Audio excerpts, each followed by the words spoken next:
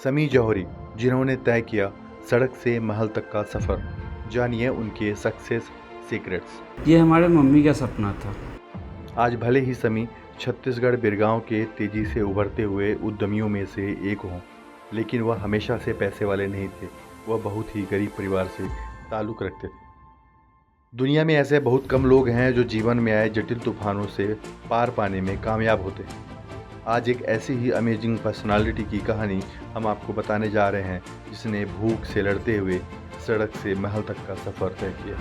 अपने आप में एक गर्व एक महसूस हो रहा है कि हमने अपने लाइफ में अपने माँ का सपना पूरा किया। 1985 में बिहार के मुजफ्फरपुर के छोटे से गांव बसतपुर में जन्मे समी मेलामाइन क्रॉकरी बेस्ड एक डिनर सेट बनाने वाली कंपनी JS इंडस्ट्री के फाउंडर हैं, जिनकी डॉल्फिन डिनर सेट क्रॉकरी की भारत के 10 से ज़्यादा बड़े शहरों में छोटे बड़े रेस्टोरेंट, होटल के साथ ही परिवारों के बीच अच्छी खासी डिमांड है।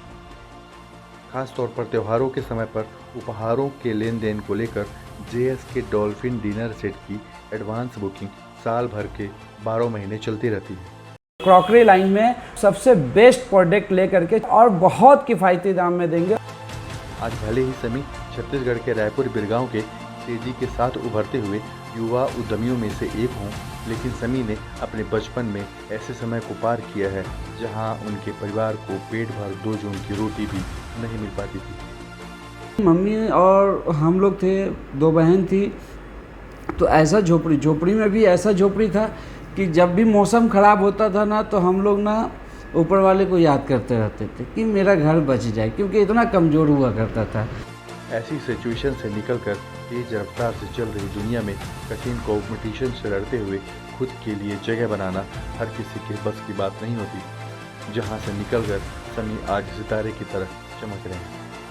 समी बहुत ही गरीब परिवार से ताल्लुक़ रखते थे। उनके पिता बंगाल में टीन के पीपे बनाने वाली एक कंपनी में मामूली कारीगर की नौकरी किया करते थे। पारिवारिक परिस्थितियों की वजह से समी को अपनी पढ़ाई बचपन में ही छोड़नी पड़ी थी, क्योंकि गरीबी से जूझ रहे समी के परिवार के पास 2 जून की रोटी खाने के लिए भी व्यवस्था नहीं होती थी। समी की माता बच्चों का पेट पालने के लिए दूसरों के घरों में झाड़ू पोछा और बर्तन धोने का काम किया करती थी। क्योंकि मम्मी और पापा इतने गरीब थे कि वो सही से झोपड़ी जो टूट जाती थी, हवा आता था तो वो टूट जाता था, तो वो 2-4 महीना लग जाते थे उसको रिपेयर कराने में, जबकि उसका कोई कीमत नहीं रहता था। कई घरों में काम करने के बावजूद झुग्गी झोपड़ी में रहने वाला समी का परिवार 2 जून का खाना पेट भर नहीं खा पाता था। कई बार रात को भूखे पेट ही दोनों बहनों के साथ समी और खुद उनकी मम्मी को भी सोना पड़ता था। उस दौरान हालात ऐसे थे कि खुद का पक्का घर नहीं होने के कारण समी और उनका परिवार झोपड़ी में ही किसी तरह गुजर बसर कर रहे थे। उस दौरान गरीबों के लिए मिलने वाले इंदिरा आवास के लिए समी की अम्मी ने सरकारी दफ्तरों और नेताओं के सालों तक चक्कर लगाए, लेकिन समी के परिवार को इंदिरा आवास का फ़ायदा नहीं मिल पाया। जिन गरीबों के लिए सरकारी योजना के तहत आवंटित होने वाला आवास सबको मिल रहा था, उसमें से एक कमरे का आवास समी के परिवार को नहीं मिल पाया। सरकार से कोई मदद नहीं मिलने पर बचपन से ही खुददार समी ने खुद पैसे जुटाने की ठान ली और इसीलिए 12 वर्ष की उम्र में घर छोड़ दिया और कलकत्ता चल दिए। गांव में इंदिरा आवास मिलता था, तो उस समय में 20,000 या 25,000 रुपया मिलता था, जिससे कुछ लोग एक रूम वगैरह बना लेते थे, इतना मिलता था।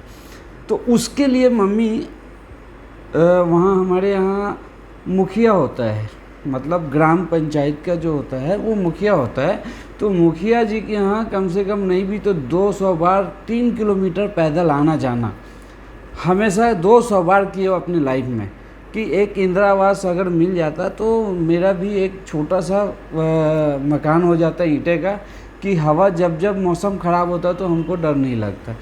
एक्चुअली होता क्या था कि मम्मी हमेशा बोलती थी कि बेटा एक थोड़ा सा अगर वो दे देता तो ईंटा का हो जाता, एक रूम भी हो जाता, तो सारे हम लोग बच्चे लोग एक साथ एक रूम में रहते, भले ऊपर से अल्वेस्टर सीट क्यों नहीं हो। मगर हमसे अच्छे लोगों को वो इंदिरा आवास मिल गया, और हमारी नसीब बोले या जो बोले हमको वो नहीं मिला, क्योंकि मम्मी कम से कम 200 बार चक्कर लगाए होंगे वो जनप्रतिनिधियों का, मगर उनको नहीं मिला। लास्ट में मम्मी भी सब्र करके रह गई। उसके बाद भी एक टिपकल भी गांव में गरीबों को वितरण किया जाता था, तो हम लोगों के पास तो पैसा भी नहीं था, कुआं की पानी हम लोग पीते थे। और उसके बाद आजू बाजू में एक आध दो लोगों के पास कल था, तो टिपकल थे, तो वहाँ से हम लोग जाते थे लेने के लिए। तो भाई सुनने को मिलता था, या नहाने जाते थे तो सुना देते थे, 1 दिन नहीं 2 दिन नहीं सुना देते थे। अब सुना भी देते थे तो मजबूरी थी हमारी कि हम जाए तो जाए कहाँ, तो मजबूरी सुन के और कुछ भी सुन के हम लोग लाते थे वहाँ से पानी। तो टिपकल भी वहाँ पे ना ग्राम पंचायत की तरफ से गरीबों के लिए आता था, उसके लिए भी मम्मी कम से कम बहुत बार चक्कर लगाई जनप्रतिनिधि के पास, तो भी नहीं मिला। लास्ट में मम्मी सब्र कर ली, और सब्र करते करते एक समय ऐसा आया 2013 का कि वो खुद एक्सपायर कर गए। उससे पहले पापा एक्सपायर किए थे। बंगाली लोगों के बीच बोली भाषा की बहुत सारी दिक्कतें थी, लेकिन जैसे तैसे कुछ सालों तक अपने परिवार के 2 जून की रोटी के लिए बंगाल में समी जूझते रहे। लेकिन किसी तरह कुछ साल तक कलकत्ता में बिताने के बाद 15 वर्ष पहले समी छत्तीसगढ़ की तरफ चली गई। 2008 का वर्ष, ठंड जा रही थी, गर्मी आने को थी, सुबह का समय था जब 19 वर्ष का एक लड़का पहली बार बिहार से चलकर कलकत्ता होते हुए अपने घर से इतना दूर काम की तलाश में रायपुर पहुंचा। समी छत्तीसगढ़ के रायपुर तो आ गए, लेकिन रायपुर में समी के पास ना तो खाने के लिए पैसे थे और ना ही ठहरने के लिए कोई जगह। जैसे तैसे रायपुर के रेलवे स्टेशन में रात बीत गई, लेकिन सुबह होते ही रायपुर में समी के पास कोई ठिकाना तो था नहीं और काम भी नहीं था। इसीलिए समी ने रेलवे स्टेशन से ही काम की तलाश करना शुरू कर दी। स्टेशन के आसपास बनी दुकानों, ऑटो, बसें, रिक्शा चलाने वालों से काम मांगते हुए आधा दिन समी का बीत चुका था, और अब तक वो 19 वर्ष का बच्चा बिना खाए पिए हर एक दुकान, हर एक व्यक्ति से काम मांग रहा था, लेकिन किसी से काम की बात बन नहीं पा रही। तभी रेलवे स्टेशन की तरफ जा रहे सत्तार चचा को ये खबर मिली कि उनके गांव का एक लड़का रायपुर रेलवे स्टेशन के आसपास काम ढूंढ रहा है। खबर मिलने के कुछ समय बाद सत्तार चचा स्टेशन पहुंच चुके थे और उन्होंने स्टेशन के चारों तरफ नज़र दौड़ानी शुरू कर दी। काफ़ी देर तक स्टेशन का चक्कर काटने के बाद स्टेशन के बाहर सड़क के किनारे दुकान पर समोसा खाने के लिए सत्तार चचा पहुंचे। समोसा लिया और दुकान के ही एक युवक से पूछने लगे कि 18-19 साल का कोई लड़का काम मांगने आया था क्या। तभी दुकान वाले ने कहा कि उसके यहाँ तो हर घंटे कोई न कोई काम मांगने आता ही रहता है। समोसे वाला दुकानदार ये कह ही रहा था कि सत्तार चचा और दुकान वाले के कान में एक बच्चे की आवाज़ पड़ी, जो बेहद थकी हुई आवाज़ के साथ कह रहा था, भैया आपके यहाँ पर काम करने के बदले 2 समोसे मिल पाएंगे क्या। तार चचा और दुकान वाले ने एक साथ लड़के की तरफ घूम कर देखा।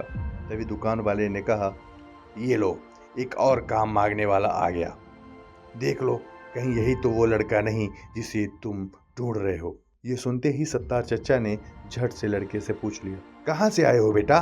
सत्तार चचा की तरफ बड़ी उम्मीद के साथ देखते हुए समी ने कहा, बिहार से आया हूँ, काम की तलाश कर रहा हूँ। सत्तार चचा ने पूछा, बिहार में कहाँ से हो। समी ने जवाब देते हुए कहा, मुजफ्फरपुर में बसंतपुर का रहने वाला हूँ, यहाँ काम की तलाश कर रहा हूँ। सत्तार चचा को पता चल चुका था कि ये वही लड़का है जिसे वो खुद ढूंढ रहे थे। सत्तार चचा ने पहले तो समी को अपने पास बुलाया और कहने लगे, क्या काम कर सकते हो बेटा। समी ने झट से जवाब दिया, चाचा पहले आप कुछ मुझे खिला सकते हैं क्या, भूख के मारे मुझसे बोला नहीं जा रहा है। मासूम से दिख रहे समी के मुंह से सुनते ही सत्तार चचा ने दुकान वाले से कहा, भैया यह लड़का जो भी खाना चाहता है इसे खिला दो। इतना सुनते ही समी ने झट से 2 समोसे मांग लिए। समोसा हाथ में मिलते ही समी इस तरह से खाने लगे मानो जैसे हाथों से कुछ भी नहीं खाया। समी को ऐसे समोसा खाते देखकर सत्तार चचा ने दुकान वाले को 2 और समोसा मटर बनाने को कह दिया, और समी के समोसा खत्म होते ही एक और मटर समोसे के प्लेट समी को देते हुए पूछ लिया, मेरे साथ काम करोगे। समोसे की एक बाइट मुंह में डालते हुए समी ने झट से पूछ लिया, क्या काम करना होगा और कितने पैसे मिल पाएंगे। सत्तार चचा ने मुस्कुराते हुए कहा, गैराज में गाड़ियों को बनाने का काम है, शुरुआत में पैसे कम मिलेंगे, लेकिन जैसे ही काम सीख गए तो पैसा ज़्यादा मिलने लगेगा। इतना सुनते ही समी सत्तार चचा के साथ जाने के लिए तैयार हो गया। लेकिन समोसे की आखिरी बाइट खाते हुए समी बोले, मेरे पास रहने के लिए कोई जगह नहीं है। काम तो आपने दिलवा दिया, लेकिन मैं रहूँगा कहाँ? सत्तार चचा समोसे वाले को पैसे पकड़ाते हुए बोले, उसकी चिंता मत करो, सब हो जाएगा। इतना कहने के बाद सत्तार चचा ने समी को साथ चलने के लिए कह दिया। सत्तार चचा के साथ चलने के लिए सुनते ही कुछ सोचे बिना समी सत्तार चचा के साथ मौदहापारा पहुंच गया। समी के सड़क से महल तक के सफ़र के बीच में और भी कई सारी रोचक कहानियां हैं, लेकिन रायपुर पहुंचने से लेकर सत्तार चाचा के घर तक पहुंचने की आगे की कहानी अब आपको कहानी के अगले पार्ट में देखने को मिलेगी।